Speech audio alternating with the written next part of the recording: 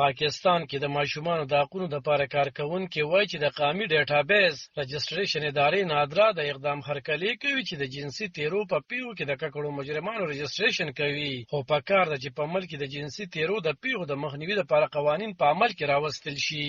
د ماشومانو د حقونو د لپاره کارکونکي عمران ټکر وایي چې دوی دغه غوښتنه کوله چې د ماشومانو سره د جنسي تیرو په پیښو کې ککړو کسانو رجسټریشن وشي، او په خبرو کې ویل چې په یورپ او لویدیځ کې په جنسي تیرو کې ککړو کسانو رجسټریشن کیږي او په هغه باندې په سکولونو، پارکونو، عام ترانسپورت او نوکرو پابندي وي. خو هلته او دلته فرق دا دی چې دلته ګامونه پورته کیږي او هغې ته دوام نه ورکول کیږي. هغه زیاته کړه چې دوی تل غوښتنه کړې چې د جنسي تیرو د مخنیوي لپاره یو کوټلې تګلاره پکار ده. د یو ټویټ یا خبر ترخه ده نه، پکار ده چې کلک ګامونه پورته کړي شي او د دې ناوړه عمل مخنیوي وشي. د عمران ټکر په وینا د جنسي تیرو تعلق د پوهاوي او شعور بیدارۍ سره دی او د دې ناوړه عمل مخنیوي پکار دی. قانون په عمل کې راوستل او په جرم کې سزا ورکول پکار دی. خو نوموړي وایي چې په ټولنه کې په دې کار پکار دی چې په مطبوعات، ټولنیزو او مدني کچه په عمومي توګه د پوهاوي خوره کړی شي چې ماشوم په یو ځای کې خوندي نه،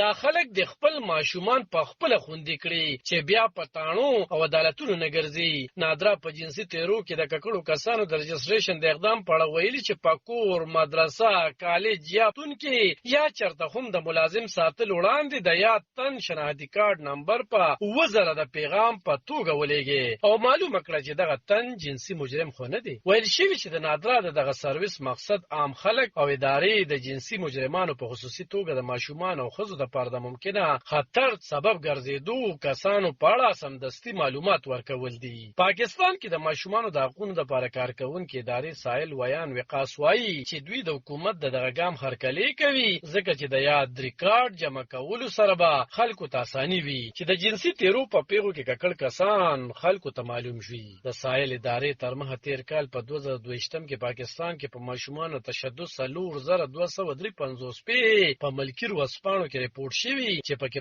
ماشومانو د جنسي تیرو تختولو په زوره ودونو پیښې شامل دي. ویل شوی چې تیر کال په ماشومانو تشدد په پیښو کې 30% اضافه شوې ده. سایل په خپل ریپورت کې ویلي چې تیر کال 2130 ماشومان د جنسي تیرو د پیښو ښکار شوي او 80 ماشومان د جنسي تیرو د پیښو وروسته وژل شوي دي.